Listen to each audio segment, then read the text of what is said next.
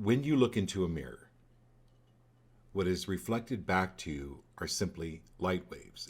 And why do you look into a mirror? Well, you check yourself. Laurel, before you go on stage, you check yourself. Before you even go out to the store, you check yourself. See, is your lipstick on right? How's the eyeshadow? The other day I was having a taco, and thank goodness I looked in the rearview mirror. I had taco sauce on my face.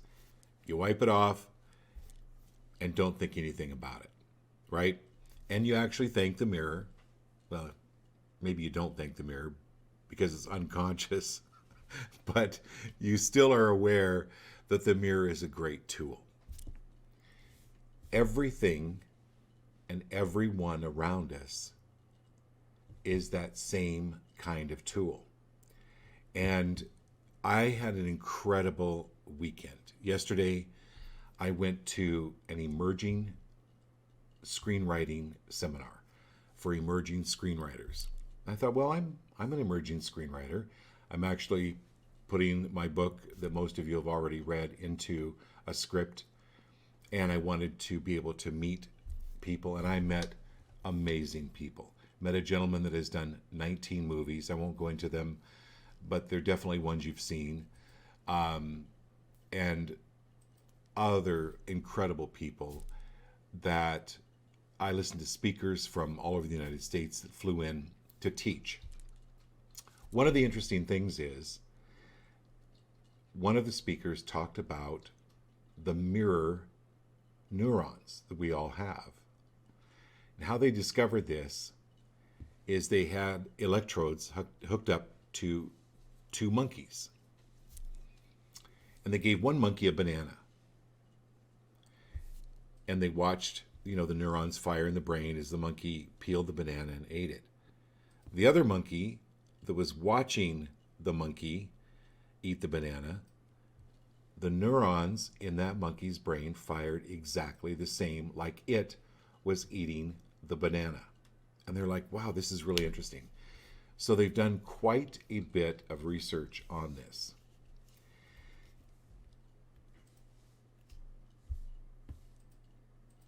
What is profound about this, and why it was brought up in a screenwriting seminar, is writers, when they're writing and they're creating these scenes for movies or television, people watch them and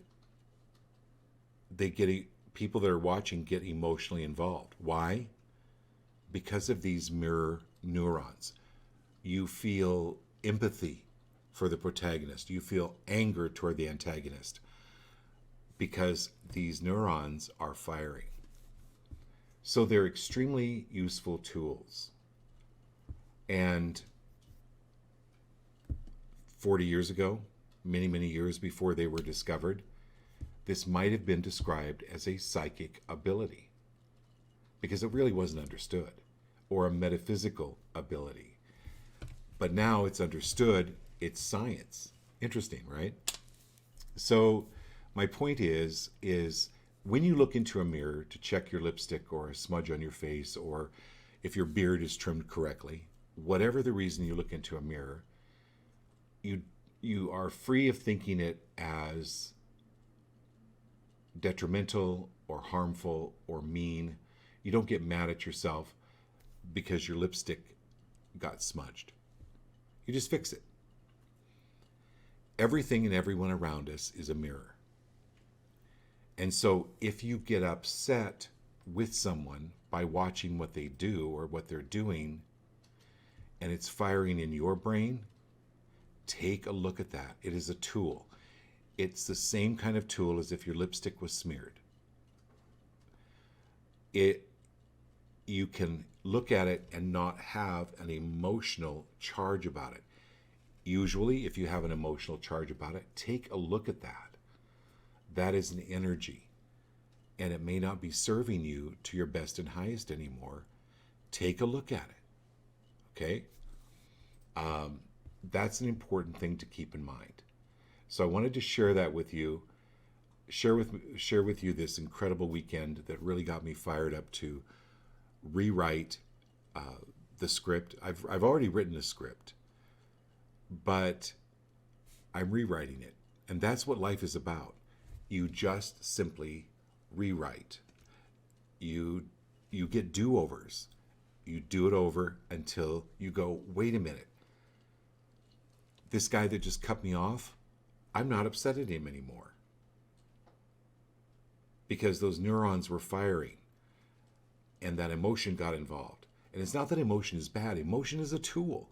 You can use it to be able to go, wait a minute, what's going on here with me? Can I release this? Yes.